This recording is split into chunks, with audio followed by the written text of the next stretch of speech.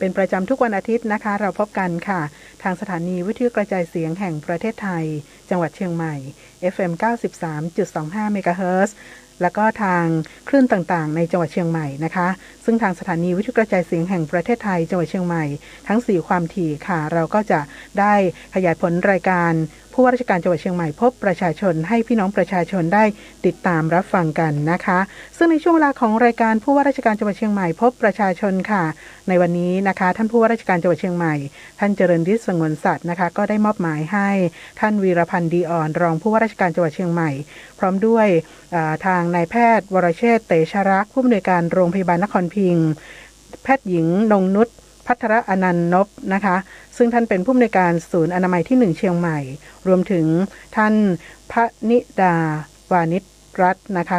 ท่านพาณิชย์จังหวัดเชียงใหม่ค่ะที่จะมาร่วมพูดคุยในรายการค่ะหลากหลายประเด็นนะคะที่เราจะคุยกันในวันนี้ค่ะทั้งเรื่องของสถานการณ์การแพร่ระบาดของโรคโควิด -19 แล้วก็คำสั่งล่าสุดของคณะกรรมการควบคุมโรคติดต่อจังหวัดเชียงใหม่นะคะรวมถึงเรื่องราวอื่นๆที่เกี่ยวเนื่องกันนะคะที่เราจะได้นำเสนอในรายการนะคะทั้งเรื่องของการดูแลผู้ติดเชื้อโควิด -19 ที่มีอาการรุนแรงการฉีดวัคซีนโควิด -19 ให้กับพี่น้องประชาชนซึ่งมีประเด็นที่หลายๆท่านนะคะก็ให้ความสนใจในเรื่องของการจัดตั้งศูนย์ดูแลแม่และเด็กที่ติดเชื้อโควิด -19 ภายในโรงพยาบาลแม่และเด็กเชียงใหม่หรือว่าศูนย์อนามัยที่1เชียงใหม่นะคะแล้วก็การกำกับดูแลเพื่อความเป็นธรรมในการซื้อสินค้าและบริการในสถานการณ์โควิด -19 ค่ะวันนี้ดิฉันเดือนอินตาค่ะเป็นผู้ดำเนินรายการนะคะในช่วงนี้ค่ะเราต้อนรับท่านรองผู้ว่าราชการจังหวัดเชียงใหม่นะคะท่านวีรพันธ์ดีอ่อนค่ะสวัสดีค่ะท่านรองค่ะครับสวัสดีครับค่ะวันนี้เราคุยกันเกี่ยวกับเรื่องของสถานการณ์โควิด -19 ค่ะซึ่งในรอบสัปดาห์นี้สถานการณ์บ้านเราเป็นอย่างไรบ้างเรียนเชิญท่านรองได้พูดคุยกับพี่น้องประชาชนค่ะครับสวัสดีครับท่านผู้ฟังที่เคารพทุกท่านครับวันนี้ผมได้รับมอบหมายจากท่านผู้การจังหวัดเชียงใหม่ท่านเจริญฤทธิ์สงวนสัตย์นะครับให้ร่วมชี้แจงรวมทั้งพูดคุยกับพี่น้องประชาชน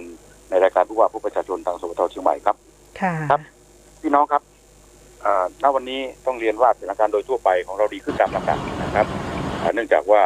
ในการตรวจค้นหาเชิงรุกเราพบผู้ติดเชื้อลดลงนะครับลดลงตามลำดับนะครับแล้วก็คาดหวังว่าจะเป็นศูนย์ในที่สุดนะครับแต่อย่างไรก็ตาม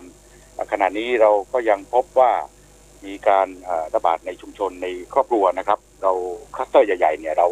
ราสามารถควบคุมได้แล้วนะครับแต่อย่างไรก็ตามต้องตั้งในความไม่ประมาทนะครับเพราะว่าโรคนี้เป็นที่ทราบกันอยู่แล้วว่ามองไม่เห็นตัวนะครับแล้วก็มีการแพร่ระบาดอย่างกว้างขวางทั้งประเทศทั่วโลกนะครับสำหรับสิ่งที่พี่น้องประชาชนที่จะต้องสร้างการรับรู้ในครอบครัวก็ดีในชุมชนก็ดีนะครับที่จะให้ช่วยกันระมัดระวังนะครับแล้วก็ปฏิบัติตนให้พ้นจากการติดเชื้อนะครับซึ่งทางจังหวัดโดยท่านผู้การจังหวัดในฐานะประธานกรรมการโรคติดต่อจังหวัดก็ได้พิจารณามาตรการต่างๆนะครับเนื่องจากว่าจังหวัดของเรายังอยู่ในกลุ่มที่ควบคุมสุดเข้มงวดอยู่นะครับเพราะฉะนั้นแล้วมาตรการต่างๆมีความจำเป็นที่จะต้องปฏิบัติและยกผลนะครับจำวันที่ชัดเจนในอีกประมาณสัปดาห์หนึ่งครับค่ะคราวนี้มีหลายๆท่านนะคะก็มีความเป็นกังวลกันนะคะในเรื่องของการปฏิบัติตัวว่ามันจะละเมิดกฎหมายหรือว่าแนวทางปฏิบัติของทางจังหวัดหรือเปล่าอย่างเรื่องหน้ากากอนามัยค่ะมีหลายท่านถามความคืบหน้า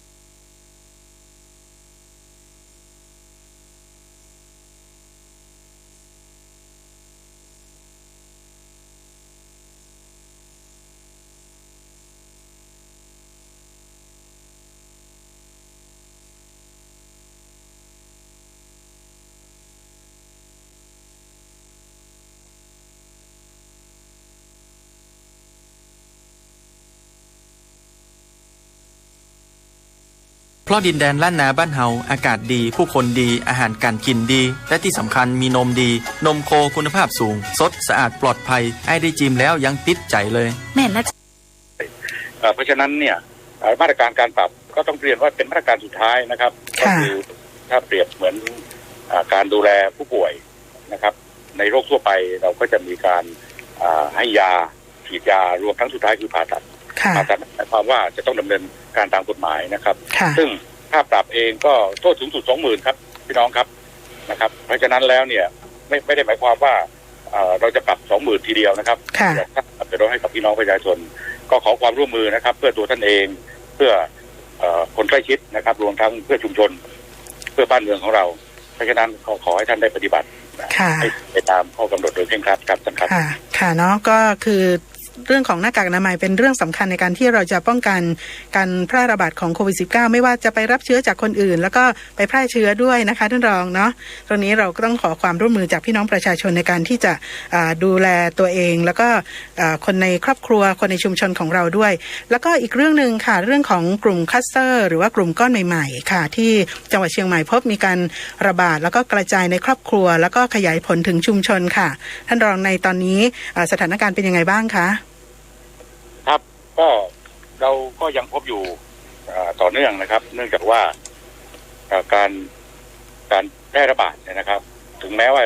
เราพบผู้ติดเชื้อลดลงก็ตามแต่ว่าเราพบมีเพิ่มเติมจากกลุ่มใหม่ๆนะครับก็คือเป็นผู้ที่รับเชื้ออยู่ในวง 2 วง 3นะครับเนื่องจากว่าหลังจากช่วงสงกรานต์นะครับพี่น้องประชาชนที่เดินทางกลับภูมิลำเนาในช่วงสงกรานต์แล้วก็กลับสู่ที่ทำงานรวมทั้งครอบครัวปรากฏว่าเราพบว่ามีการนำเชื้อนะครับไปยังชุมชนไปยังครอบครัวหลายรายนะครับ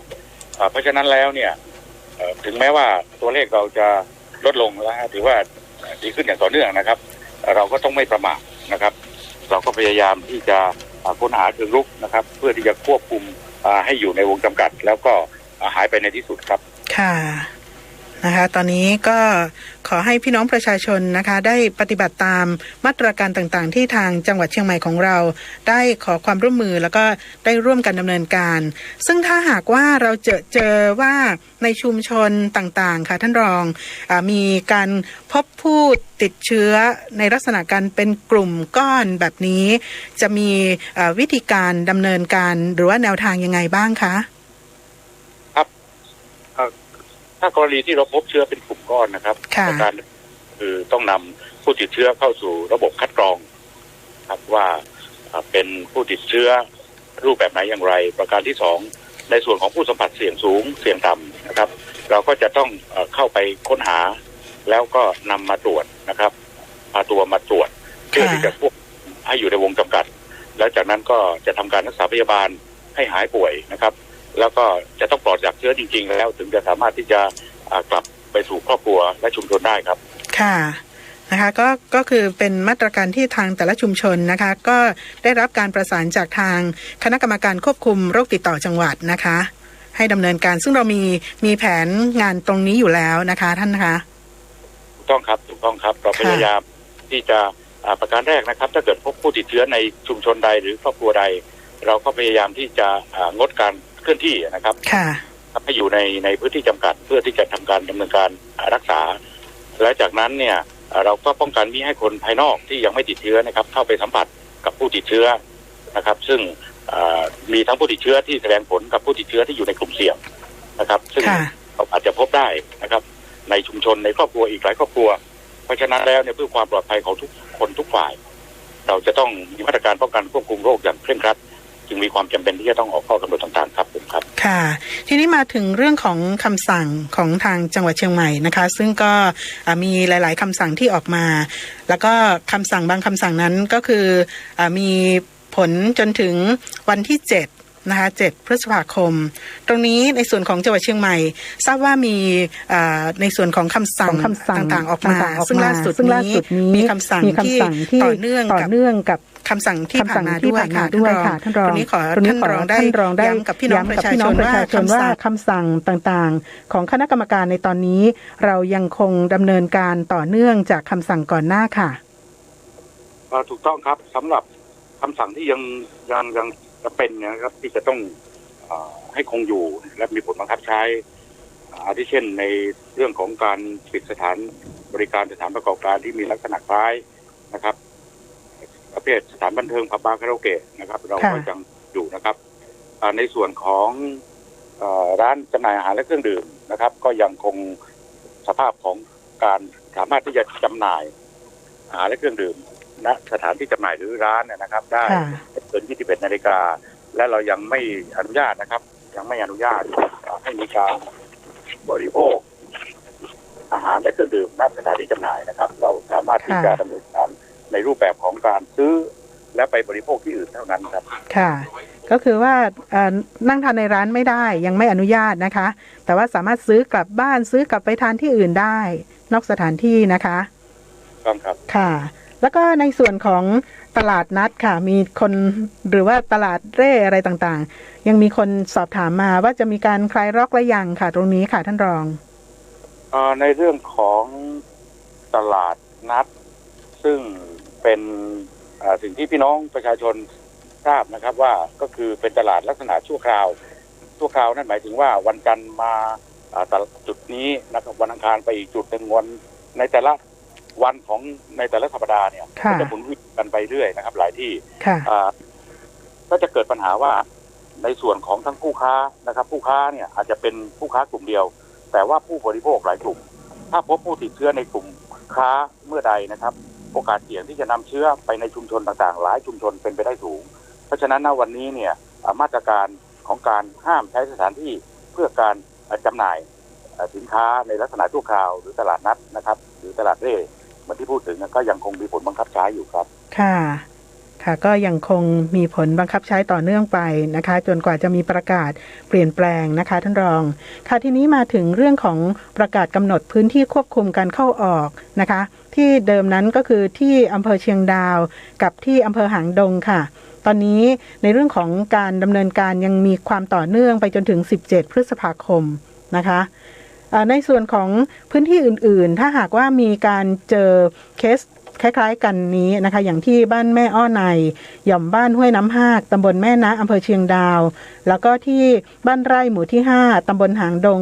อำเภอหางดงจังหวัดเชียงใหม่เรานะคะที่มีการควบคุมเรื่องของการเข้าออกนะคะซึ่งก็เริ่มมาตั้งแต่วันที่4จนถึง17 พฤษภาคมตอนนี้เห็นว่ามีพื้นที่หมู่บ้านทางอำเภอแม่วางเพิ่มขึ้นมาด้วยนะคะท่านรองกับดอยสะเก็ดอะค่ะมาตรการในเรื่องของการควบคุมการเข้าออกค่ะมาตรการในเรื่องของการควบคุมพื้นที่การเข้าออกพื้นที่อะค่ะของพื้นที่ถ้าหากว่ามีการค้นพบกลุ่มก้อนของผู้ติดเชื้อรายใหม่ๆที่ลักษณะที่ว่าเราพบกันเป็นลักษณะหลายๆคนขึ้นอย่างเงี้ยค่ะท่านรองมาตรการนี้จะใช้กับทุกพื้นที่ที่เกิดขึ้นใช่ไหมคะฮัลโหลค่ะท่านรองคะครับสัญญาณขาดหายครับผมขออนุญาตเรียนอย่างนี้นะครับว่าจากการที่เราพบว่าในหลายหมู่บ้านไม่ว่าเป็นบ้านแม่อ้อในครับดาวรวมทั้งบ้านไร่นะครับตำบลหางแก้วอำเภอหางดงเราพบการระบาดเป็นกลุ่มก้อนเพราะฉะนั้นเนี่ยเพื่อเป็นการป้องกันควบคุมโรคนะครับจึงมีความจำเป็นที่จะต้องออกเป็นข้อกำหนดว่าขอความร่วมมือพี่น้องประชาชนงดการเดินทางเข้าไปยังพื้นที่ทั้ง2หมู่บ้านโดยจำเป็นนะครับแล้วก็รวมทั้งขอความร่วมมือพี่น้องประชาชนทั้ง2หมู่บ้านงดการเดินทางออกนอกหมู่บ้านนะครับแล้วขอความร่วมมือให้อยู่ในเคหสถานงดทำกิจกรรมรวมกลุ่มโดยไม่จำเป็นเป็นต้นนะครับโดยทั้ง2พื้นที่ซึ่งอยู่ในความดูแลของท่านอำเภอพื้นที่นะครับท่านอำเภอและทีมงานก็จะต้องเข้าไปดูแลความเป็นอยู่ของพี่น้องประชาชนนะครับไม่ให้ได้รับผลกระทบเดือดร้อนในเรื่องของการใช้ชีวิตประจำวันพยายามที่จะบรรเทาความเดือดร้อนให้กับพี่น้องทั้ง2หมู่บ้านเนี่ยนะครับค่ะครับแล้วก็เราก็จะเร่งดำเนินการค้นหาผู้สัมผัสนะครับหรือผู้ติดเชื้อให้เร็วที่สุดนะครับให้เร็วที่สุดเพราะว่าเวลามีความสำคัญนะครับความรวดเร็วมีความสำคัญต่อการป้องกันและควบคุมโรคอย่างยิ่งครับค่ะ นะคะตอนนี้เห็นว่ามีกลุ่มก้อนใหม่ๆก็คือที่อำเภอแม่วางแล้วก็ที่อำเภอดอยสะเก็ดการดำเนินการก็ในลักษณะเดียวกันนะคะท่านรองคะครับถูกต้องครับถูกต้องครับค่ะค่ะท่านผู้ฟังคะซึ่งในขณะนี้นะคะในการควบคุมของแต่ละพื้นที่นะคะก็ดำเนินการสอดคล้องกับมาตรการการป้องกันการแพร่ระบาดหรือว่าการควบคุมโรคติดต่อของทางคณะกรรมการโรคติดต่อจังหวัดเชียงใหม่นะคะค่ะในประเด็นอื่นๆค่ะท่านรองมีประเด็นไหนที่อยากจะเพิ่มเติมเพื่อแจ้งให้กับพี่น้องประชาชนชาวเชียงใหม่ของเราและผู้ฟังรายการได้รับทราบเชิญเลยค่ะครับก็จะมีเรื่องของความช่วยเหลือนะครับซึ่งทางรัฐบาลก็มาตรการต่างๆในสถานการณ์แพร่ระบาดโควิดนะครับให้กับพี่น้องประชาชนในกลุ่มต่างๆเพื่อที่จะบรรเทาความเดือดร้อนนะครับเพราะฉะนั้นก็ขอให้พี่น้องประชาชนผู้มีสิทธิ์นะครับได้ใช้สิทธิ์ของตัวเองให้เต็มที่นะครับประการที่สองก็คือในส่วนของเหล่ากาชาติจังหวัดเชียงใหม่นะครับก็ได้ดำเนินการเรื่องของการแจกทานน้ำใจคู่ชีวิตฝ่าวิกฤตโควิด -19 นะครับผ่านแอปพลิเคชันคนไทยเพราะฉะนั้นเหล่ากาชาติจังหวัดเชียงใหม่ซึ่งนำโดย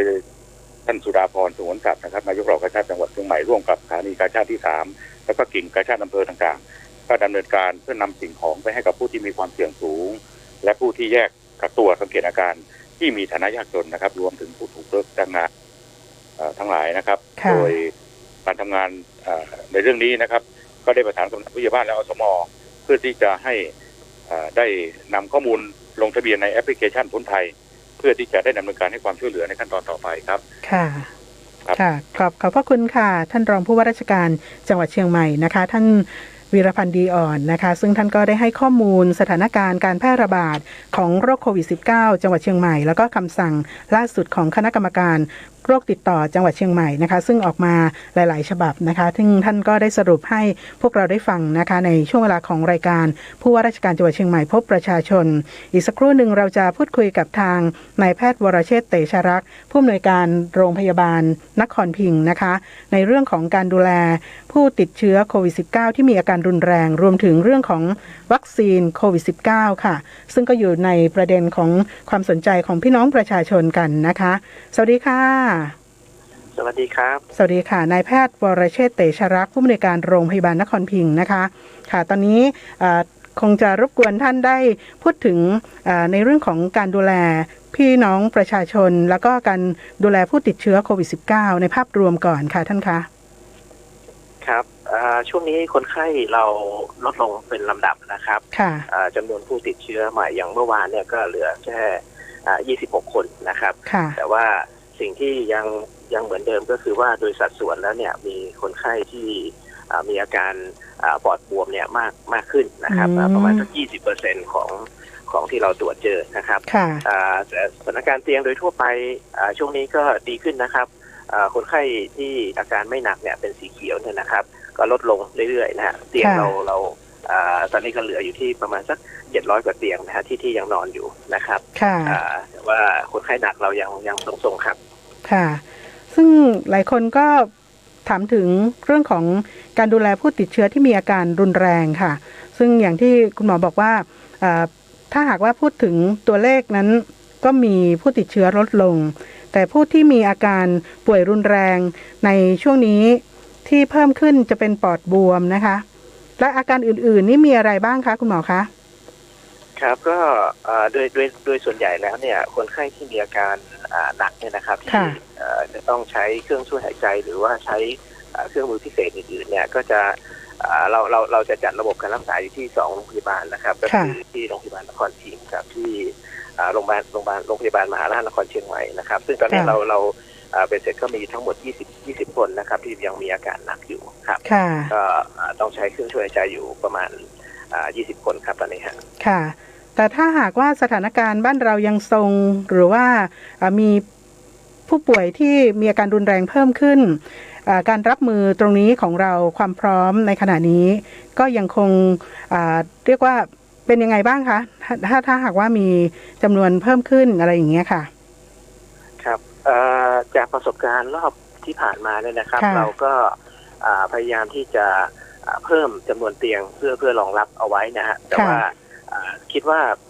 พีคไอจุดสูงสุดที่เราผ่านมาเนี่ย แล้วเรายังสามารถรับมือได้เนี่ยก็สร้างความมั่นใจให้พวกเราพอสมควรนะครับในช่วงที่ยากลำบากช่วงที่ผ่านมานะฮะ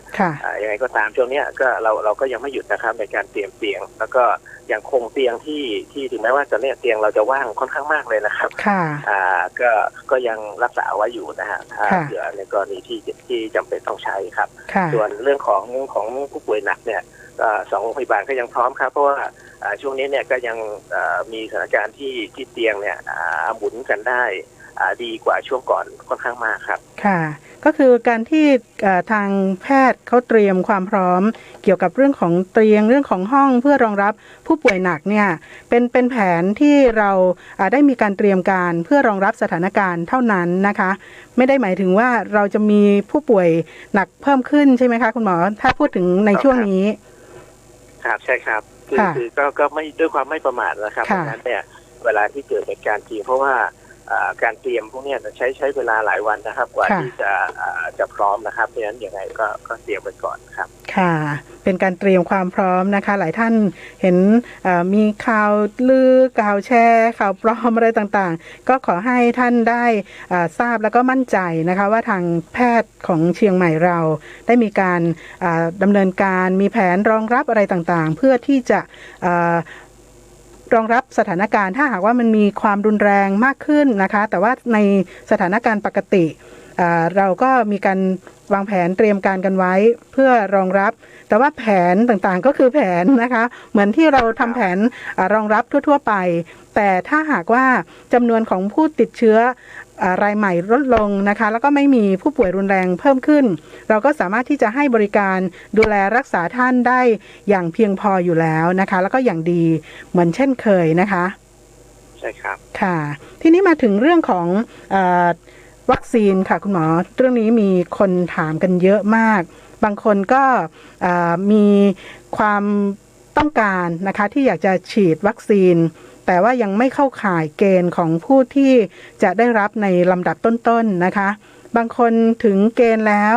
แต่ไม่อยากได้รับวัคซีนตรงนี้ค่ะอยากจะขอความรู้แล้วก็คำแนะนำในเรื่องของวัคซีนกับคุณหมออีกครั้งหนึ่งสำหรับพี่น้องประชาชน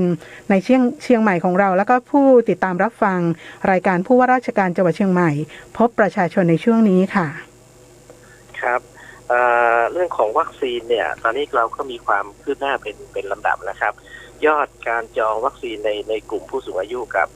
กลุ่มผู้มีโรคเรื้อรังนะฮะถึงเมื่อเช้าเนี่ย 40,000 เกือบ 43,000 คนละนะครับจากกลุ่มเป้าหมายเนี่ยประมาณ 500,000 กว่าคนนิดๆนะฮะ 500,000 นิดๆก็ขึ้นมาเกือบจะ 10% ละแล้วก็ช่วงถัดไปเนี่ยเดี๋ยวเราอาจจะด้วยหลายๆอุปสรรคนะครับโดยเฉพาะพื้นที่รอบนอกเนี่ยเรื่องของการใช้เทคโนโลยีอาจจะไม่ค่อยสะดวกนะฮะทางทีมงานของเราเนี่ยก็อาทิตย์หน้านะฮะก็จะมีการเชิญลุกเข้าไปในพื้นที่เคาะประตูบ้านนะครับแล้วเชิญชวนพี่น้องประชาชนในกลุ่มเสี่ยงเข้าแต่ยังไงก็ตามนะครับเราจะไม่ได้สำรวจแค่กลุ่มเสี่ยงนะครับเพราะว่าจังหวัดเชียงใหม่เราเนี่ยมีแนวโน้มที่เราอาจจะต้องได้รับวัคซีนนะครับมาก่อนเพื่อที่จะมีการเปิดระบบเศรษฐกิจของเราด้วยความที่เราเป็นเมืองท่องเที่ยวด้วยนะครับดังนั้นพี่น้องประชาชนในกลุ่มที่โดยทั่วไปเนี่ยนะครับก็ไม่ต้องกังวลนะครับเพราะว่าคิดว่าในเดือนมิถุนายนเนี่ยอาจจะมีข่าวดีสำหรับประชาชนทั่วไปด้วยนะครับที่จะสามารถที่จะเข้ามาฉีดได้ครับค่ะนะคะดังนั้นใครที่บอกว่าไม่สามารถลงทะเบียนได้เนื่องจากว่าไม่ได้อยู่ในกลุ่มของผู้สูงอายุนะคะคืออายุ60ปีขึ้นไปแล้วก็กลุ่มโรคที่7กลุ่มโรคที่ถือว่าเป็นโรคร้ายแล้วก็สมควรที่จะได้รับการฉีดวัคซีนในลำดับต้นๆนี้นะคะก็อาจจะได้รับการแจ้งหรือว่าได้รับการฉีดวัคซีนในเดือนมิถุนายนนะคะแล้วในส่วนของพี่น้องประชาชนที่บางคนนะคะคุณหมอก็ยังกลัวอยู่นะคะว่ารับวัคซีนแล้วจะมีผลข้างเคียงอย่างนั้นอย่างนี้ซึ่งยังมีคนพูดถึงโดยทั่วไปค่ะตรงนี้จะลดความกังวลของพี่น้องประชาชนแล้วก็สร้างความมั่นใจยังไงบ้างคะครับจังหวัดเชียงใหม่เราเองเนี่ยตอนนี้เราฉีดวัคซีน ซิโนแวคเนี่ยนะครับไป 20,000 กว่าคนนะครับ 20,000 กว่าคนเนี่ยเรายังไม่เจออาการรุนแรงนะครับอาการผลข้างเคียงที่มีอาการรุนแรงนะครับส่วนใหญ่ก็จะแค่ปวดเมื่อยตามเนื้อตามตัวมีอาการทั่วไปซึ่งเป็นอาการปกติของการฉีดวัคซีนนะครับในกลุ่มที่เราเฝ้าระวังอยู่เช่นเรื่องของการชาเหมือนที่เรามีข่าวเนี่ยก็มีอยู่บ้างนะครับแต่ว่าเป็นอาการชั่วคราวพักสักครู่หนึ่งเนี่ยอาการก็ดีขึ้นโดยที่อย่างของเราเนี่ยเราก็มีการตรวจสอบนะครับทำ MRI ทำเอ็กซเรย์สแกนสมองอะไรต่างๆเนี่ยก็เป็นปกติดีหมดทุกรายนะครับชาวในภาคประเทศก็เช่นเดียวกันนะครับทางผู้เชี่ยวชาญเองก็ยืนยันมาอย่างนั้นแล้วก็อีกแต่ด้วยความที่ไม่ประมาทนะครับระบบการฉีดวัคซีนของเราเนี่ยทั้งประเทศจะคล้ายๆกันก็คือเราจะเตรียมระบบฉุกเฉินเอาไว้ในทุกสถานที่ที่เรามีการฉีดวัคซีนนะครับไม่ว่าจะเป็นในโรงพยาบาลแล้วก็นอกโรงพยาบาลซึ่งก็จะสร้างความมั่นใจว่าเราจะสามารถดูแลในกรณีที่เกิดอาการแพ้รุนแรงหรือที่มีปัญหาขึ้นมาได้ครับค่ะก็มีการจับคู่ในส่วนของจุดที่ฉีดวัคซีนแล้วก็โรงพยาบาลหรือว่าสถานบริการทางการแพทย์อะไรต่างๆจับคู่กันใช่ไหมคะที่เห็นมีข่าวคราวเนาะเพื่อความมั่นใจของพี่น้องประชาชนนะคะแต่ว่าทั้งนี้คุณหมอก็บอกว่า 20,000 กว่าคนของเชียงใหม่ไม่มีอาการรุนแรงนะคะเท่าที่เรามีการฉีดมาแล้วนะคะใช่ครับค่ะมีประเด็นเพิ่มเติมเกี่ยวกับเรื่องของการรักษาผู้ป่วยโควิด -19 ในส่วนของโรงพยาบาลสนามนี่คุณหมอให้ข้อมูลได้นิดนึงไหมคะค่ะว่าในตอนนี้ยังไงบ้างครับตอนนี้เหลือคนไข้อยู่แค่400 กว่าคนนะครับยอดเมื่อวานเย็นเนี่ย436 คนนะครับยอดรับใหม่กับจำหน่ายเนี่ยก็ใกล้เคียงกันมากขึ้นเรื่อยๆเพราะว่าวันหนึ่งเนี่ยช่วงนี้เราเหลือคนไข้รับใหม่ประมาณสัก20 กว่า รายเท่านั้นเองนะครับก็คงจะลดลงเรื่อยๆนะครับแต่ยังไงก็ตามเนี่ยในการดำเนินการโรงพยาบาลสนามเนี่ยเราจะยังดำเนินการต่อไปเรื่อยๆนะครับจนกว่าเราจะมีความมั่นใจว่าเราสามารถควบคุมโรคได้ทั้งหมดนะครับค่ะค่ะวันนี้ก็ต้องขอบพระคุณนะคะท่านนายแพทย์ท่านผู้อำนวยการโรงพยาบาลนครพิงค์นะคะขอบคุณมากๆเลยค่ะที่ได้ให้ข้อมูลในวันนี้นะคะท่านนายแพทย์วรเชษฐ์เตชะรักษ์ผู้อำนวยการโรงพยาบาลนครพิงค์ค่ะขอบพระคุณนะคะสวัสดีค่ะค่ะท่านก็ได้ให้ข้อมูลกับเรานะคะโดยเฉพาะเรื่องของวัคซีนค่ะที่มีพี่น้องประชาชนหลายท่านกังวลนะคะ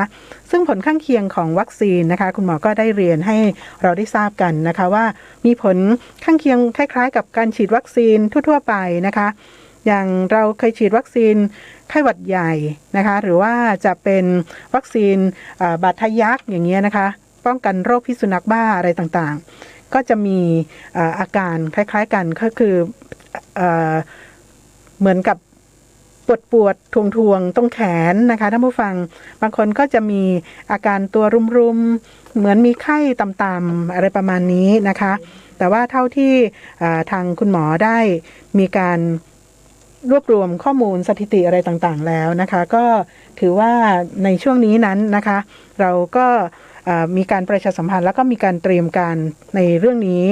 พอสมควรตามที่ได้พูดคุยกับท่านไปแล้วนะคะทีนี้เราจะมาติดตามในเรื่องของการดูแลในเรื่องของแม่ที่ติดเชื้อแล้วก็เด็กนะคะซึ่งตรงนี้นะคะจากที่เรามีตัวอย่างของเคสที่เป็นกลุ่มก้อนนะคะที่อำเภอดอยสะเก็ดนะคะตำบลแม่คือทาง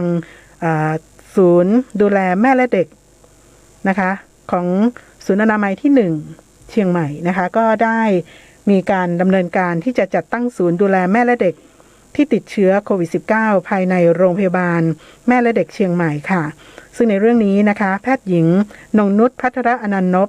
ซึ่งท่านเป็นผู้อำนวยการศูนย์อนามัยที่1เชียงใหม่นะคะก็จะได้ให้ข้อมูลกับเราเกี่ยวกับเรื่องของศูนย์ดูแลแม่และเด็กที่ติดเชื้อโควิด -19 จังหวัดเชียงใหม่ของเราค่ะสวัสดีค่ะคุณหมอคะสวัสดีค่ะสวัสดีค่ะบ้านใกล้เรือนเคียงของสถานีวิทยุแห่งประเทศไทยจังหวัดเชียงใหม่ของเรานี่เองนะคะค่ะท่านเล่านิดนึงค่ะถึงที่มาของการจัดตั้งศูนย์ดูแลแม่และเด็กติดเชื้อโควิด -19 ค่ะ วัสดีค่ะเรียนพี่น้องประชาชนชาวเชียงใหม่ทุกท่านนะคะก็ความเป็นมาเป็นไปของการจัดตั้งศูนย์ดูแลแม่และเด็กที่ติดเชื้อโควิด -19 นะคะซึ่งเรามีการจัดตั้งที่โรงพยาบาลแม่และเด็กเชียงใหม่นะคะก็เป็นที่ทราบกันดีนะคะว่าจากสถานการณ์การติดเชื้อโควิด -19 ของจังหวัดเชียงใหม่ในระลอกใหม่ตั้งแต่เดือนเมษายนจนกระทั่งถึงทุกวันนี้นะคะเราก็จะเห็นว่ามีการติดเชื้อที่เริ่มต้นในกลุ่มวัยรุ่นวัยทำงานในสถานบันเทิงแล้วก็ขยายการติดเชื้อเข้าไปสู่ครอบครัวนะคะซึ่งตรงจุดนี้แหละที่เป็นจุดที่น่าห่วงนะคะว่าเรามีผู้ป่วยนะคะที่เป็น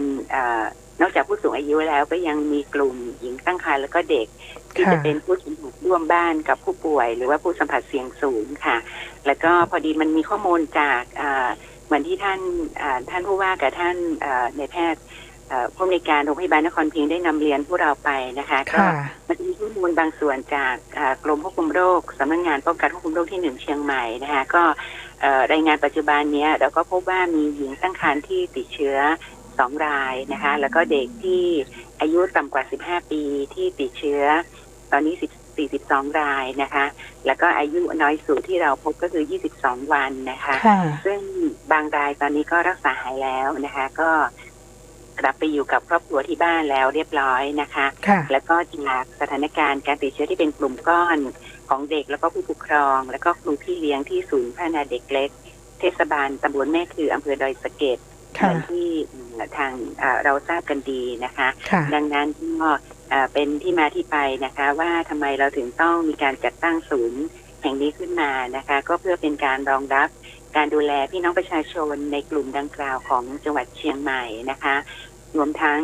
กรณีที่มีการติดเชื้อที่เป็นครอบครัวอย่างเช่นอาจจะมีบางครอบครัวที่เป็นแม่กับลูกที่ติดเชื้อด้วยกันนะคะหรือยายกับหลานที่ติดเชื้อด้วยกันอยู่บ้านเดียวกันอย่างเงี้ยค่ะก็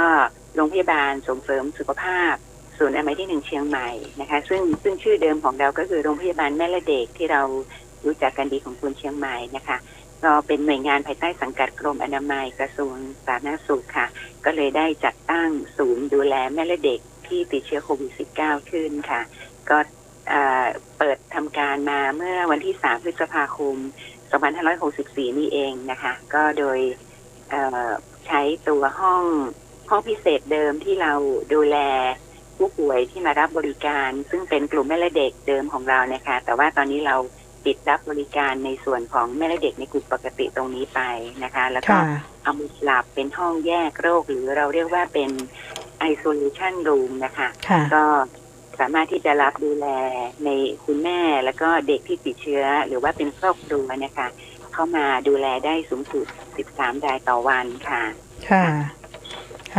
ก็ถือว่าตรงนี้นะคะ13 รายต่อวันมีข้อสงสัยนิดนึงว่าถ้าสมมุติว่ามีคนที่ยังไม่ได้ออกจากโรงพยาบาลไปยังรักษาต่อเนื่องตรงนี้นี่จะรวมในนี้หรือว่ายังไงคะหรือว่าเราสามารถเพิ่มได้ค่ะก็ของในส่วนของศูนย์แห่งนี้ค่ะเราก็จะรับดูแลในกลุ่มที่ไม่แสดงอาการหรือว่าอาจจะมีอาการเล็กน้อยนะคะเพื่อที่จะให้การดูแลได้อย่างดีที่สุดค่ะก็ณตอนนี้เราก็มีเคสที่อยู่ในศูนย์แห่งนี้ค่ะข้อมูลตั้งแต่วันที่7ที่เราเปิดมานะคะก็ตอนนี้มี4 รายด้วยกันนะคะ4 รายค่ะใช่ค่ะโดย2 รายเนี่ยก็จะเป็นคู่แม่ลูกอายุ10 ขวบอะค่ะก็เป็นเคสจากโรงพยาบาลสนามศูนย์เล็กแม่คือดอยสะเก็ดที่เราได้ปิดตัวลงนะคะก็จะมีสองท่านนี้ที่ย้ายเข้ามาดูแลที่ศูนย์ดูแลของเรานะคะก็อีก2 รายนะคะก็เป็นเคสยายกับหลานอายุ8 ขวบเช่นกันค่ะก็รับมาจากของในเขตอำเภอดอยสะเก็ดค่ะก็เป็นติดเชื้อในครอบครัวเดียวกันค่ะก็ตอนนี้ก็มีอยู่4 รายด้วยกันที่อยู่ในความดูแลของศูนย์แห่งนี้ค่ะค่ะในกรณีคู่แม่ลูกที่ป่วยนี่พักห้องเดียวกันไหมคะเวลาเราดูแลค่ะค่ะพักห้องเดียวกันค่ะเนื่องจากว่าตัวระบบการดูแลของห้อง ห้องแยกเป็น isolation room เนี่ยเราจะมีการจัดระบบคือก่อนที่จะเปิดแล้วก็มีการเตรียมการมาอย่างดีเพื่อที่จะให้เกิดความปลอดภัยอย่างสูงสุดเนาะทั้งต่อผู้ป่วยนะคะแล้วก็ต่อบุคลากรทางการแพทย์ที่เราจะให้บริการด้วยแล้วก็ดูแลเรื่องสิ่งแวดล้อมของชุมชนพี่น้องโดยรอบด้วยนะคะเพราะนั้นห้องก็จะเป็นห้องพิเศษแต่ว่าเราปรับเป็นห้อง isolation room นะคะโดยใช้มาตรฐานของห้องแยกโรคของกรม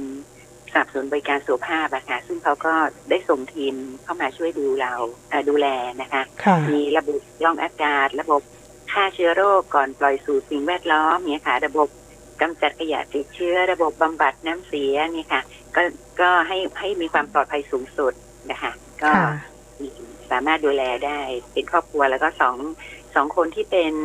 คุณยายกับหลานกับคุณแม่ลูกก็อยู่ในห้องเดียวกันค่ะแต่ว่าแยกกันอยู่คนละห้องเป็นครอบครัวไปนะคะค่ะนะคะก็เหมือนกับว่ามี2ครอบครัวในนี้นะคะที่เราดูแลอยู่นะคะค่ะทีนี้ในส่วนของการคัดกรองก็คือว่าต้องผ่านการคัดกรองจากศูนย์ประสานงานโควิดของจังหวัดเชียงใหม่ก่อนถึงจะส่งต่อมาที่ศูนย์อนามัยที่1ใช่ไหมคะใช่ค่ะก็ของเนื่องจากโรงพยาบาลแม่และเด็กเราจะมีศักยภาพระดับหนึ่งนะคะอาจจะไม่ได้มีระดับที่มีศักยภาพสูงประมาณโรงพยาบาลนครพิงค์ขนาดนั้นนะคะก็คือผู้ป่วยทุกรายที่เข้ามาเนี่ยก็คือจะผ่านการคัดกรองแล้วก็แยกกลุ่มก่อนว่ามีความรุนแรงระดับไหนนะคะในส่วนของศูนย์แห่งนี้เราก็จะได้รับการประสานมาจากศูนย์ประสานโควิดของจังหวัดเชียงใหม่นะคะแล้วก็เราก็จะรับดูแลในกลุ่มแม่และเด็กที่มีอาการเล็กน้อยนะคะหรือว่าไม่แสดงอาการนะคะหรือว่าเป็นผู้ป่วยกลุ่มแม่และเด็กที่ได้รับการรักษาจากโรงพยาบาลหลักนะคะซึ่งอาจจะเป็นนครพิงค์หรือสันทรายนะคะจนกระทั่งเขามีอาการดีขึ้นแล้วก็ทางโน้นเตียงอาจจะไม่พอแล้วก็ส่งมาทางนี้อย่างเงี้ยค่ะเพื่อที่จะเป็นการสื่อซึ่งกันและกันเขาเรียกว่าเป็นลักษณะการเป็นสเต็ปดาวอะค่ะก็เป็นลักษณะแบบนี้ค่ะค่ะท้ายนี้คุณหมอมีอะไรที่อยากจะฝากถึงพี่น้องประชาชนในเรื่องของการดูแลตัวเองนะคะแล้วก็ในข้อมูลของทางศูนย์อนามัยที่1เชิญเลยนะคะค่ะก็ด้วยข้อห่วงใยของท่านผู้ว่าราชการจังหวัดเชียงใหม่ต่อพี่น้องประชาชนชาวเชียงใหม่นะคะก็จึงขอความร่วมมือให้พี่น้องประชาชนชาวเชียงใหม่ทุกคนนะคะเราได้ปฏิบัติตามมาตรการของกระทรวงสาธารณสุขรวมทั้งข้อสั่งการของคณะกรรมการโรคติดต่อของจังหวัดอย่างเคร่งครัดนะคะเพื่อที่ช่วยป้องกันการแพร่ระบาดของโควิด -19 ค่ะหลักๆเลยก็คือขอความร่วมมือเรื่องของการงดรวมกลุ่มนะคะเพื่อที่จะรักษาระยะห่างระหว่างกันนะคะแล้วก็ถ้าออกจากบ้านต้องสวมหน้ากากอนามัยเนาะตลอดเวลานะคะล้างมือบ่อยๆนะคะถ้าหากว่าเราไม่สะดวกอยู่นอกบ้านก็ต้องพก 70% แอลกอฮอล์นะคะและที่สำคัญเลยก็คืออย่าขยี้ตาจมูกปากเพราะว่ามันจะเป็นช่องทางที่จะเอาเชื้อโรคเข้าสู่ร่างกายเราได้เลยนะคะแล้วก็ที่สำคัญคือตอนนี้เราเจอเรื่องของการติดเชื้อในครอบครัวเป็นหลักนะคะเพราะนั้นสิ่งที่อยากจะฝากก็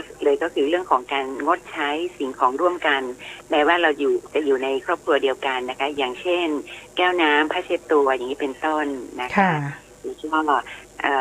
การออกกำลังกายอย่างเหมาะสมนะคะรับประทานอาหารที่มีประโยชน์นะคะกินร้อนใช้ช้อนส่วนตัวของใครของมันนะคะพักผ่อนอย่างเพียงพอคือเท่านี้เราก็จะมีร่างกายที่แข็งแรงแล้วก็เป็นภูมิต้านทานให้ห่างไกลจากโควิด -19 ด้วยกันทุกคนค่ะค่ะขอบพระคุณนะคะแพทย์หญิงนงนุชภัทรอนันตนพค่ะผู้อำนวยการศูนย์อนามัยที่1เชียงใหม่ค่ะขอบพระคุณค่ะ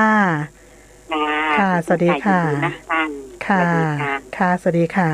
นะคะก็ได้พูดถึงเรื่องของการจัดตั้งศูนย์ดูแลแม่และเด็กนะคะที่ศูนย์อนามัยที่1เชียงใหม่หรือว่าโรงพยาบาลแม่และเด็กเดิมนะคะซึ่งเน้นในกลุ่มของแม่หรือว่า หญิงตั้งครรภ์นะคะแล้วก็ผู้ดูแลเด็กเนาะที่เป็นคุณแม่หรือว่าอาจจะเป็นผู้ปกครองที่ดูแลเด็กน้อยอะไรอย่างเงี้ยนะคะเข้ามาและก็รวมถึงเด็กๆด้วยนะคะเข้ามาดูแลนะคะซึ่งเป็นกลุ่มของผู้ป่วยที่มีอาการเล็กน้อยอาการไม่มากหรือว่าไม่แสดงอาการนะคะหรือผู้ป่วยที่ได้รับการรักษาจากโรงพยาบาลหลักก็คือโรงพยาบาลนครพิงค์โรงพยาบาลสันทรายมาแล้วนะคะก็จะได้นำมาเพื่อที่จะดูแลนะคะที่นี่ค่ะนะคะก็เป็นอีกแห่งหนึ่งนะคะที่จะเปิดรับบริการดูแลผู้ติดเชื้อนะคะตอนนี้เรามาถึงเรื่องของเศรษฐกิจกันบ้างนะคะเรื่องของสินค้าเรื่องของบริการอะไรต่างๆในจังหวัดเชียงใหม่นะคะที่ตอนนี้นะคะในสถานการณ์แบบนี้หลายคนก็มีการพูดถึงเรื่องของภาวะเศรษฐกิจอะไรต่างๆนะคะแต่เรื่องของสินค้าราคาอะไรต่างๆเนี่ยก็ถือว่าเป็นเรื่องสำคัญนะคะหน่วยงานที่กำกับดูแลให้ความเป็นธรรมในเรื่องของราคาสินค้าและบริการต่างๆก็คือสำนักงานพาณิชย์จังหวัดเชียงใหม่ค่ะในช่วงนี้เราจะพูดคุยกับคุณพนิดาวานิชรัตน์นะคะผู้อำนวยท่านพาณิชย์จังหวัดเชียงใหม่ค่ะขออภัยท่านพาณิชย์จังหวัดเชียงใหม่นะคะสวัสดีค่ะท่านพาณิชย์ค่ะสวัสดีค่ะสวัสดีค่ะนะคะเวลาที่มีสถานการณ์พลิกๆแบบนี้เราก็จะได้พูดถึงในเรื่องของสถานการณ์การค้าการขายการจำหน่ายสินค้าแล้วก็บริการต่างๆของจังหวัดเชียงใหม่ซึ่งทางพาณิชย์จังหวัดเชียงใหม่นะคะก็กำกับดูแลในส่วนนี้สถานการณ์ในภาพรวมตอนนี้เป็นยังไงบ้างคะท่านคะค่ะก็อย่างที่ได้รับทราบกันนะคะในสถานการณ์ที่มีการแพร่ระบาดของโควิดนะคะแล้วก็ประชาชนก็ต้องมีความระมัดระวังนะคะในส่วนของไม่ว่าจะเป็นทางสินค้าอุปโภคบริโภคหรือว่าสินค้าเกี่ยวกับสุขภาพอนามัยนะคะเราก็ได้ดูแลกันอย่างใกล้ชิดนะคะมีการออกไปดูไปสังเกตการไปสืบราคาไปสอบถามแล้วก็ดูแลให้เป็นไปตามกฎหมายของกระทรวงพาณิชย์คือพรบว่าด้วยราคาสินค้าและบริการในเรื่องการปิดป้ายราคาแล้วก็การไม่ขายที่เอาเปรียบผู้บริโภคนะคะสำหรับสถานการณ์ของสินค้าทั่วๆไปนะคะในภาพรวมๆของช่วงเดือนเมษาที่ผ่านมาแล้วก็ช่วงก่อนหน้านี้นะคะสินค้าที่จำเป็นแก่การครองชีพของประชาชนไม่ว่าจะในตลาดในร้านค้าปลีกหรือในห้างสรรพสินค้านะคะโดยรวมแล้วก็คือยังจำหน่ายกันในราคาที่ทรงตัวในระดับเดิมต่อเนื่องกันมานะคะสินค้าที่มีการปรับราคาหรืออะไรที่ไม่ปกติอันนี้ไม่พบนะคะยกเว้นในของสินค้าทางการเกษตรตามฤดูกาลก็เป็นไปตามสถานการณ์ของสินค้าที่ออกเข้าสู่ตลาดนะคะถ้าช่วงไหนมีเยอะก็จะราคาลดลงหน่อยหนึ่งนะคะพอทั่วไปเป็นปกติค่ะก็มีเพียงพอนะคะไม่มีการกักตุนนะคะสำหรับในห้างหรือว่าในร้านขายยาบางแห่งอาจจะมีราคาถูกลงด้วยเพราะว่ามีโปรโมชั่นที่จัดขึ้นมาสำหรับผู้บริโภคนะคะไม่ว่าจะเป็นพวกบะหมี่กึ่งสำเร็จรูปปลากระป๋องกระดาษอะไรอย่างเงี้ยนะคะแล้วก็ความแตกตื่นของผู้บริโภคที่จะซื้อมาเก็บมากักตุนเหมือนช่วงก่อนๆที่เคยเกิดขึ้นก็ไม่มีนะคะเพราะว่ารอบแรกอะเนาะค่ะใช่มีบทเรียนแล้วค่ะว่ามันไม่มีอะไรเพราะว่าในส่วนของทั้งผู้ผลิตไม่ว่าจะเป็นพวกโรงงานหรือว่าทางเกษตรกรมันก็ยังเป็นไปตามปกตินะคะไม่ได้มีปัญหาที่จะต้องหยุดการผลิตเพราะฉะนั้นความที่จะต้องไปกักตุนฉวยโอกาสเอามันเยอะๆไว้อะไรก็จะไม่มีค่ะค่ะหน้ากากอนามัยล่ะคะเป็นยังไงบ้างคะท่านคะก็ช่วงนี้นะคะเนื่องจากว่ามีผู้ผลิตที่เพิ่มขึ้นจากในช่วงแรกๆอีกเยอะนะคะโรงงานตอนนี้มีถึง10 กว่าโรงงานทั่วประเทศของเชียงใหม่แล้วก็มีหลายโรงงานนะคะแล้วก็มีการผลิตมาต่อเนื่องนะคะช่วงที่ไม่ได้มีการระบาดเขาก็ยังคงผลิตกันเพราะฉะนั้นสินค้ามีเยอะค่ะเท่าที่ออกดูทุกวันนี้ก็คือไม่พบการขาดแคลนนะคะแล้วก็ไม่มีการปรับราคาราคาของหน้ากากอนามัยเท่าที่ดูทั่วๆไปไม่ว่าจะเป็นร้านขายปลีกหรือว่าร้านขายยานะคะก็อยู่ในเกณฑ์นะคะคือเราจะมีกฎหมายของที่เรากำหนดสำหรับหน้ากากอนามัยทางการแพทย์ชิ้นละไม่เกิน2.50 นะคะตอนนี้มีตั้งแต่2.50 อันนี้เฉพาะที่เป็น medical mask ที่เป็นหน้ากากอนามัยทางการแพทย์นะคะถ้าหน้ากากอะไรที่มันเอานำเข้าหรืออะไรถูกกว่านี้เยอะแยะค่ะเดี๋ยวนี้ถูกมากๆเลยกล่องละ30 40 50ก็มีเนื่องจากว่ามีเยอะนะคะไม่ต้องกลัวนะคะมีเยอะนะคะสามารถที่จะซื้อแล้วก็มาใส่นะได้ร่วมกันเนาะในการป้องกันโควิด -19 กันด้วยนะคะค่ะมีทั่วไปเลยค่ะไม่มีร้านไหนที่ขาดแคลนเลยค่ะพวกเจลแอลกอฮอล์น้ำยาทำความสะอาดอะไรนี่ก็เหตุการณ์ปกติมีของเพียงพอค่ะค่ะ บางร้านก็มีโปรโมชั่นอย่างที่บอกให้ฟังนะคะเพราะว่ามีสต็อกอยู่เยอะค่ะค่ะทีนี้เรื่องของธงฟ้าประชารัฐนะคะซึ่งเราก็เป็นอีกหนึ่งในการที่ช่วยเหลือทั้งพ่อค้าแม่ขายรายเล็กด้วยนะคะแล้วก็ในส่วนของพี่น้องประชาชนนะคะค่ะตอนนี้ทางจังหวัดเชียงใหม่เราทางพาณิชย์จังหวัดเนี่ยได้มีการจัดจุดอย่างนี้ตรงไหนยังไงบ้างคะท่านคะถ้าพูดถึงมาตรการที่จะช่วยในเรื่องค่าครองชีพนะคะตามที่ทางภาครัฐก็มีมาตรการที่จะสนับสนุนเงินให้พี่น้องได้จับจ่ายใช้สอยในชีวิตประจำวันนะคะไม่ว่าจะเป็นผ่านบัตรสวัสดิการแห่งรัฐหรือว่าไทยชนะอะไรต่างๆนะคะก็มีช่องทางที่สำนักงานพาณิชย์จังหวัดหรือว่ากระทรวงพาณิชย์ไปสนับสนุนในเรื่องนี้ก็คือการที่มีการรับสมัครร้านค้าเพื่อมารับบัตรสวัสดิการแห่งรัฐเขาชื่อว่าร้านค้าธงฟ้าราคาประหยัดเพื่อพัฒนาเศรษฐกิจท้องถิ่นนะคะในคือร้านพวกนี้ก็จะมารับบัตรที่ทางประชาชนได้รับเงินจากภาครัฐนะคะก็ในเชียงใหม่ของเราตอนนี้นะคะมีอยู่ทั้งหมด 4,131 ร้านค้านะคะร้านค้าพวกนี้ก็จะแบ่งเป็น2ประเภทมีเครื่องเป็นเขาเรียกเครื่อง EDC สำหรับใช้รูดบัตรเวลาเราไปซื้อของกับที่จ่ายผ่านโมบายแอปพลิเคชันถ้าเครื่อง EDC นี่มีอยู่802รายนะคะถ้าผ่านโมบายแอปพลิเคชันมีอยู่ 3,329 รายร้านค้าพวกนี้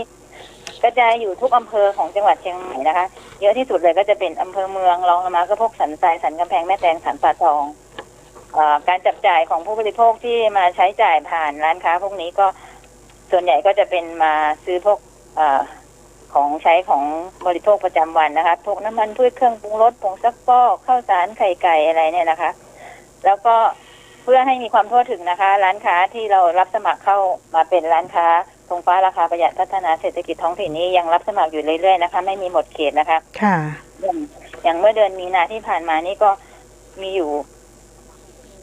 ทั้งหมดก็เยอะนะคะเดือนนึงเป็น100นะคะเมษานี่มี107รายโควิดนิดนึงก็ลดลงนิดหน่อยแต่ว่าปกติมาเยอะกว่านี้ค่ะแล้วก็ช่วงนี้เพื่อให้บริการประชาชนหรือว่าร้านค้าที่จะมาสมัครก็เรามีรับสมัครผ่านระบบออนไลน์นะคะเพื่อไม่ให้มาต้องมาแออัดหรือว่ามาเดินทางมามีความเสี่ยงกับการติดโรคอะไรอย่างนี้นะคะก็อำนวยความสะดวกให้กับร้านค้าที่จะมาสมัครค่ะค่ะก็สามารถสมัครทางออนไลน์ได้นะคะ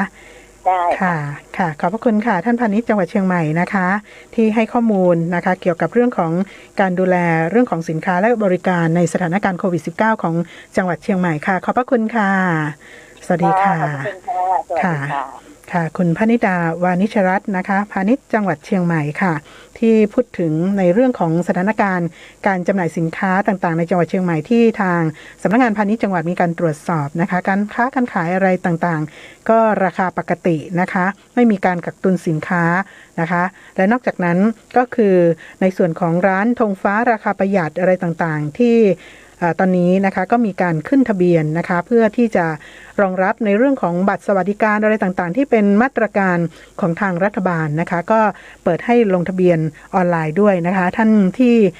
เป็นผู้ประกอบการหรือว่าร้านค้าต่างๆที่อยากจะเข้าร่วมโครงการท่านก็สามารถสมัครได้นะคะที่สำนักงานพาณิชย์จังหวัดเชียงใหม่หรือใครที่ไม่สะดวกนะคะท่านก็สามารถที่จะสมัครออนไลน์ได้นะคะเสิร์ชคำว่าพาณิชย์จังหวัดเชียงใหม่สำนักงานพาณิชย์จังหวัดเชียงใหม่ได้นะคะก็จะได้เข้าถึงในส่วนของบริการออนไลน์ของทางสำนักงานพาณิชย์จังหวัดเชียงใหม่ด้วยนะคะวันนี้ช่วงเวลาของรายการผู้ว่าราชการจังหวัดเชียงใหม่พบประชาชนนะคะเวลามาถึงช่วงท้ายของรายการนะคะขอบคุณท่านวีรพันธ์ดีอ่อนรองผู้ว่าราชการจังหวัดเชียงใหม่ค่ะนายแพทย์วรเชษฐ์เตชะรักษ์ผู้อำนวยการโรงพยาบาลนครพิงค์แพทย์หญิงนงนุชอนันต์ภัทรอนันตนพผู้อำนวยการศูนย์อนามัยที่1เชียงใหม่ท่านพาณิชย์จังหวัดเชียงใหม่คุณพนิดาวานิชรัตน์นะคะดิฉันเดือนอินตาผู้ดำเนินรายการขอบคุณทุกสถานีค่ะที่รับสัญญาณรายการขอบคุณทุกเพจนะคะที่ช่วยแชร์รายการของเราด้วยนะคะค่ะสัปดาห์หน้าวันอาทิตย์หน้าค่ะพบกันใหม่นะคะสวัสดีค่ะ